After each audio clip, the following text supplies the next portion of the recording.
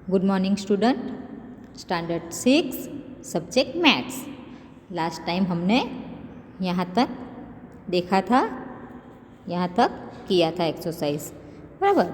अब है 11.6, point number 11.6, use of variable in common rules. Common मतलब कि सामान्य, रूल्स मतलब कि नियम, वेरिएबल मतलब कि चल के सामान्य नियमों में चल का कैसे यूज़ होता है, इसके बारे में हमें देखना है। Let us now see how certain common rules in mathematics that we have already learned are expressed using variable। बराबर, मैथ्स में ऐसे कई सारे नियमों हैं, बराबर, वहाँ पे हम वेरिएबल का यूज़ करते हैं। चलो तो यहाँ से स्टार्ट करते हैं। Rules for geometry. रूल्स मतलब कि नियम और जियोमेट्री मतलब कि भूमिति, बराबर। We have already learnt about the perimeter of square and of rectangle in the chapter of mensuration। mensuration में हमने देखा था ना कि रेक्टेंगल का पेरीमीटर, स्क्वायर का पेरीमीटर, ट्रायंगल का पेरीमीटर, बराबर। और हम ये सब लर्न करके गए हैं। Here we go back to them to write them in the form of a rule, बराबर। यहाँ पे आपको कैसे नियम को यूज़ करते हैं और कैसे नियमों को लिखते हैं बताया है। फर्स्ट देखते हैं पेरीमीटर ऑफ स्क्वायर, बराबर, मतलब कि स्क्वायर की पेरीमीटर। आगे हमने ये पढ़ा है स्क्वायर पेरीमीटर। चलो, we know that perimeter of any polygon. Polygon मतलब कि क्या, close figure made up of 3 और मोर लाइन सेगमेंट, बराबर। पॉलीजन किसको बोलते हैं कि जो क्लोज फिगर है। ये रेक्टेंगल क्लोज फिगर है, ट्रायंगल क्लोज फिगर है, स्क्वायर क्लोज फिगर है, बराबर। तो ये सबको क्या बोलते हैं, पॉलीजन बोलते हैं।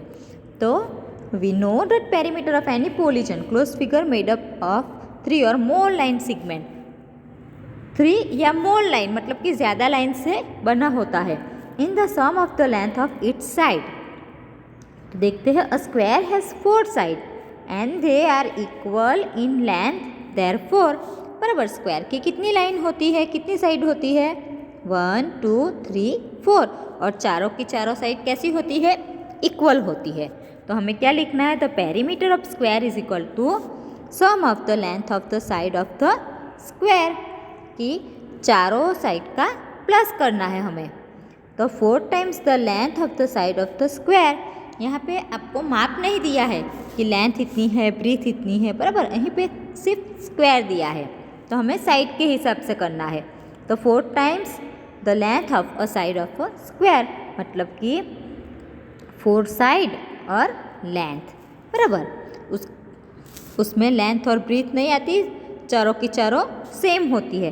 तो 4 मल्टीप्लाई एल, तो इसका क्या आया आंसर, 4L आंसर आया है। Thus we get the rules of the perimeter of a square. The use of the variable L allows us to write the general rule in a way that is a concise and easy to remember। कि इस तरह से हम square की perimeter ढूंढ सकते हैं, बराबर। वेरिएबल L का यूजेस करके हम ये रूल्स लिख सकते हैं। इसका रूल्स क्या आया है, 4L आया है।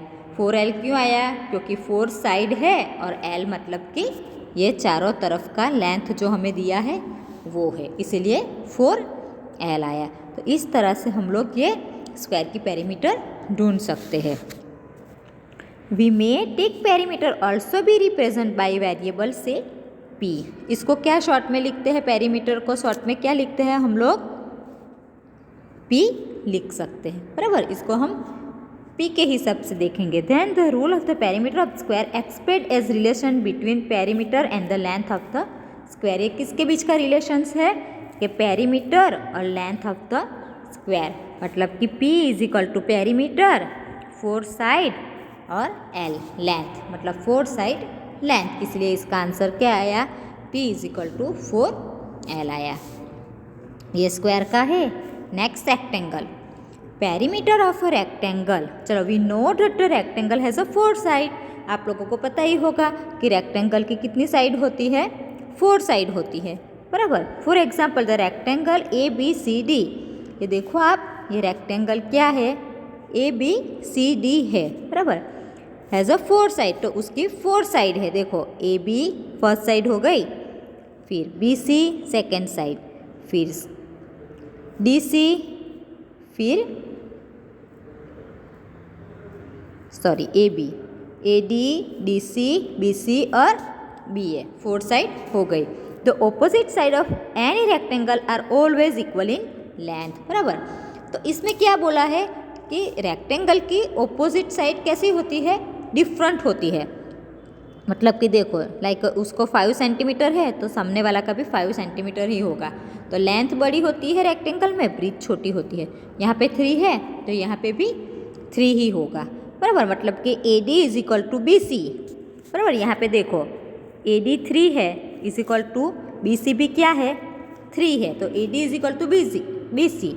एंड ए बी 5 है तो A B is equal to D C भी 5 है, डी सी, बराबर। समझ में आया। तो इस तरह से A B C D letters donate by L the length of side A B और सी डी, और by B the length of side A D और बी सी, बराबर। लेंथ एल मतलब कि लेंथ ने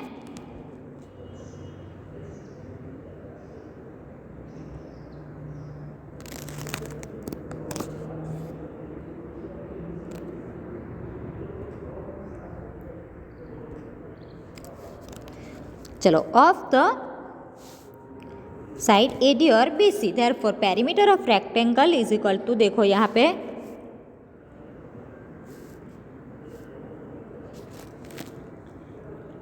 ए B, length A B plus length B C plus length C D plus length A D, यहाँ पे चारों का प्लस करना है। तो ए बी और ए बी के सामने क्या है, ए बी के सामने है डी सी, तो ए बी और डी सी का क्या आएगा, सेम आएगा, और बी सी और ए डी का सेम आएगा। चलो तो यहाँ पे the rules therefore is the two multiply length of C D plus 2 multiply length of B C is equal to क्या आया, यहाँ पे देखो 2L प्लस 2B, L मतलब लेंथ, मतलब कि 2 लेंथ और 2 ब्रीथ। तो the rules therefore is the perimeter of rectangle 2L plus 2B। तो if we denote the perimeter of the rectangle by the variable P, the rule of perimeter of rectangle become P is equal to 2L plus 2B, बराबर। Square का कितना आया था, 4L, 4 side है, और यहाँ पे 2 साइड लेंथ और 2 साइड ब्रीथ, इसीलिए P is equal to 2L plus 2B आया। चलो इसके बाद है in your situation of geometry you will come across several rules and formula dealing with perimeter.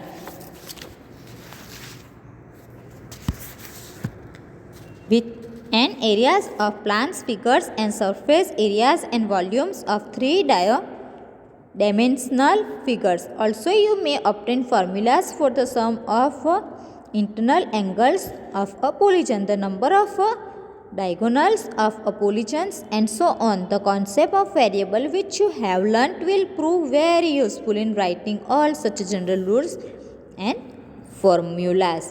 इसका मतलब क्या है कि आप जियोमेट्री का अभ्यास कर चुके हैं, बराबर। तो इसमें जो समतल फिगर होता है उसकी पेरीमीटर और एरिया आप लोगों को ढूंढना है, बराबर। तो उसका पेरीमीटर और एरिया ढूंढने के लिए क्या होना चाहिए, कुछ नियम्स होने चाहिए, लाइक हेक्साजोन, बराबर।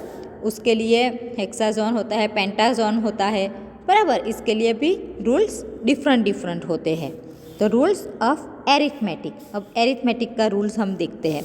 तो commutativity of addition of 2 numbers. चलो एडिशन में 2 नंबर होता है, लाइक देखो 4 + 3 7 होता है, और 3 + 4 भी 7 ही होता है, is equal to 4 + 3 is equal to 3 + 4, मतलब 7 इज इक्वल टू 7, इस तरह से होता है। As we have seen in the chapter on whole number में हमने पढ़ा है। This property of numbers knows the commutativity of addition of number. बराबर। Commuting means interchanging. बराबर। हमने होल नंबर में देखा है कि 2 डिजिट को कैसे प्लस करते हैं।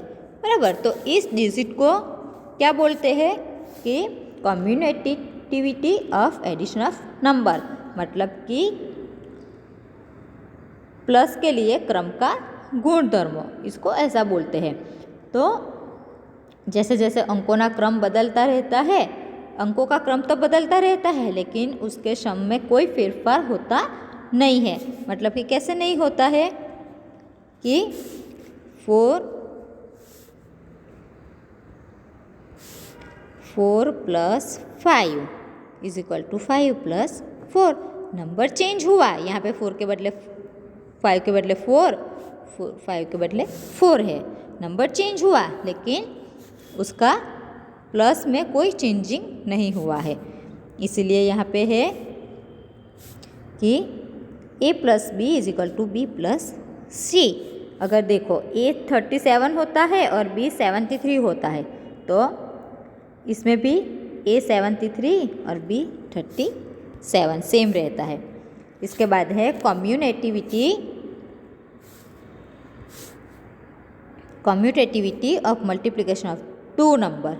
पर हमने एडिशन देखा, अब multiplication. We have seen the chapter on whole numbers that for multiplication of 2 numbers an order of the 2 numbers being multiplied does not matter। आगे के हमने चैप्टर में देखा है। बराबर कि क्रम और अंक जो डिजिट होती है उसका मल्टीप्लाई कोई भी क्रम में आ सकता है। बराबर।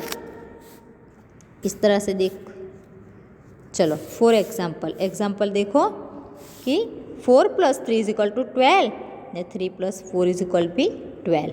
मतलब कि 4 + 3 = 3 + 4, दोनों का सेम ही आंसर होता है। This property of number is know a commutativity of multiplication of number. बराबर। इसको बोलते हैं कि commutativity of multiplication of number. Commuting interchanging the order of number is multiplication does not change the product using variable a and b. As in case of addition we can express the commutativity of multiplications of 2 numbers a multiply b = b multiply c. Not that a and b can take any value, they are variable. All the special cases like यहाँ पे देख सकते हैं 4 × 3 = 3 × 4 और 37 × 73 = 73 × 37। चलो अब है distributivity of number. Distribute करना है, मतलब उसको डिस्ट्रीब्यूट कर देना है। Suppose we are asked to calculator 7 × 38। अगर हम कैलकुलेटर में करते हैं 7 × 38, we obviously do not know the table of 38। Obviously हमें 38 का टेबल नहीं आता है। बराबर। तो वी डू द फॉलोइंग। तो हम कैसे फॉलोइंग करेंगे, देखो 7 × 38 = यहाँ पे क्या किया, 38 को ब्रेक कर दिया, तोड़ दिया। मतलब कि 30 + 8 38 होता है। तो 30 यहाँ पे 1s का 8 और 10s का 30, मतलब कि 38 को ब्रेक करके क्या लिखा, 30 + 8। अब क्या करेंगे फिर, = 7 मल्टीप्लाई, पहले 7 को 30 के साथ मल्टीप्लाई करेंगे, फिर 7 को 8 के साथ करेंगे। देखो 7 × 30 + 7 × 8, तो 7 × 30 का आंसर है 210 + 7 8 का 56। आंसर क्या आया, दोनों का प्लस करेंगे तो 266। उसको डिवाइड कर दिया, डिस्ट्रीब्यूट कर दिया, वहेंच दिया। By using the variable we can write the property of number also in general and concise way. Let a, b and c be 3 variable. a, b and c 3 variable है, each of which can take any number. Then a multiply in the bracket b + c = a multiply b plus A multiply C. इसको कैसे, ये formula कैसे बनाया है हम देख सकते हैं। देखो क्या है, यहाँ पे क्या लिया है, 7 को ए मान लेते हैं, 38 को बी मान लेते हैं, बराबर। और जो आंसर आए, जो ब्रेक करके जो आंसर आए उसको सी मान लेते हैं।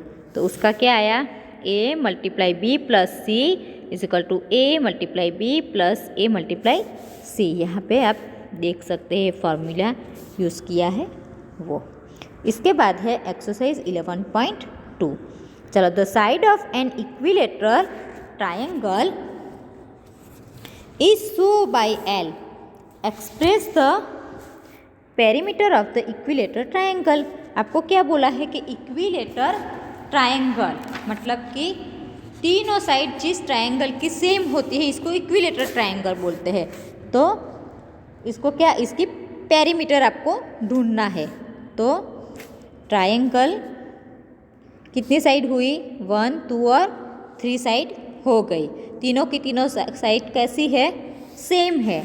तो इससे कैसे कैसे लिखा जा सकता है इसको, 3L। तो आंसर क्या आएगा, 3L आंसर आपका यहाँ पे आएगा। उसके बाद है the side of rectangular hexagon is denote by L, express the perimeter of hexagon using, बराबर। आपको यहाँ पे हेक्सागोन मतलब कि षटकोण जिसकी 6 साइड होती है, 1, 2, 3, 4, 5, 6, इसको हेक्सागोन बोलते हैं, बराबर। तो यहाँ पे आपको फिगर दिया है हेक्सागोन का, बराबर। तो उसकी साइड को हमें L मानना है। यहाँ पे देखो डोनेट बाय L मान लेना है। तो बस इसकी पेरीमीटर हमें ढूंढना है। तो कितने L है, देखो इसमें कितनी साइड है, 1, 2, 3, 4, 5, 6, बराबर। तो उसका आंसर क्या आएगा, 6L। दूसरे का आंसर आएगा 6L। इसके बाद है third, a cube is a 3 dimensional figures as shown fig 11.11 has a 6 faces and all of them are a identical square. The length of an edge of cube is given by L.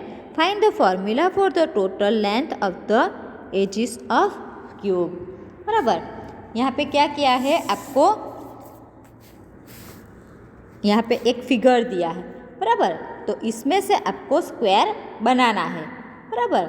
तो वो square की जो length होती है इसको आपको L मान लेना है, बराबर। तो ये जो फिगर दिया है उसकी लेंथ का सूत्र मतलब कि लेंथ का समीकरण हमें बनाना है। तो कैसे बनाएंगे, देखो यहाँ पे कितने स्क्वायर बनते हैं ये पहले हम ढूंढ लेते हैं। देखो यहाँ पे 1 स्क्वायर, 2 स्क्वायर, बराबर, 3, 4, 5, 6, फिर 7, 8, 9, 10, ये पूरा 11 एंड 12, टोटल इसमें 12 स्क्वायर बनते हैं। तो इसका क्या हुआ, 12L होता है। इसके बाद है next 4 number, the diameter of a circle is a line which join 2 points on the circle and also pass throughout the center of a circle, बराबर। ये सर्कल में जो बीच वाला है ये देखो, बराबर, इसमें से लाइन क्रॉस हो रही है, बराबर। और ये लाइन 2 पॉइंट को ज्वाइन करती है, बराबर।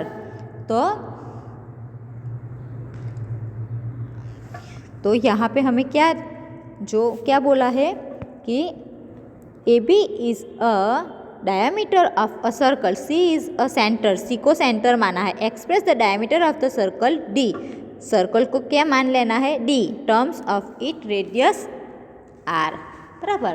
तो हमें यहाँ पे R और D को लिखना है, बराबर। तो कैसे लिखेंगे कि यहाँ पे D मतलब कि सर्कल D है और कितनी लाइन है, 1, 2, तो यहाँ पे क्या आएगा, 2R आएगा। तो उसका answer D is equal to 2R आएगा।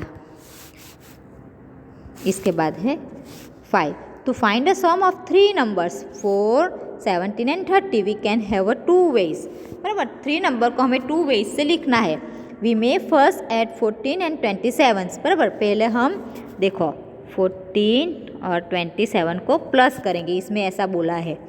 फिर इसके बाद क्या है and 13 प्लस 13. बराबर चलो we can have a 2 ways. चलो तो पहले क्या है we may first add 14 and 27. पहले हम 14 प्लस 27 को ऐड करेंगे. फिर क्या है get 41 and then add 13. बराबर उस then 41 फिर इसके बाद 41 को ऐड करेंगे और 13 को करेंगे.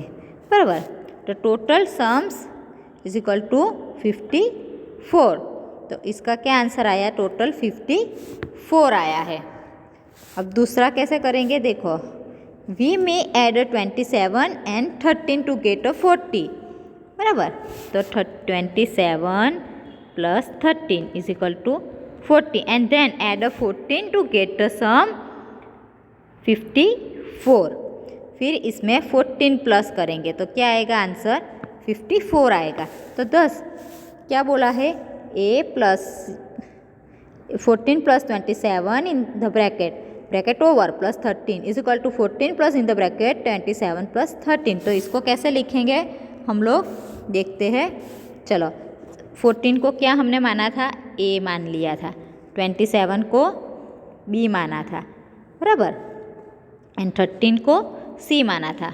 चलो a plus b in the bracket क्योंकि 14 को a 27 को b प्लस 13 को c इज इक्वल टू फिर 14 को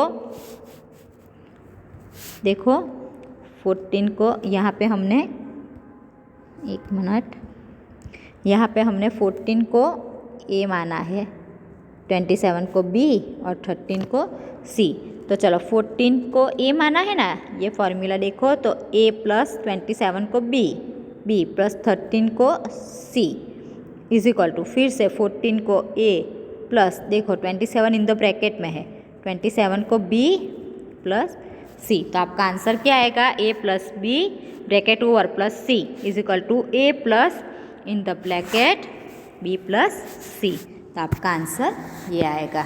this can be done for any 3 numbers. This property is known as the associativity of addition of number. बराबर ये 3 number से join किया हुआ है. बराबर तो इसको क्या बोलेंगे कि प्लस के लिए नियम हो. Express this property which we have already studies in the chapter on whole number in a general way by using the variable a b and c. आगे के चैप्टर में हमने ये पढ़ा है. इस तरह से आपको ये समझना है और ये एक्टिविटी का 5 सम सबको करना है. नेक्स्ट यहाँ से हम नेक्स्ट वीडियो में देखेंगे.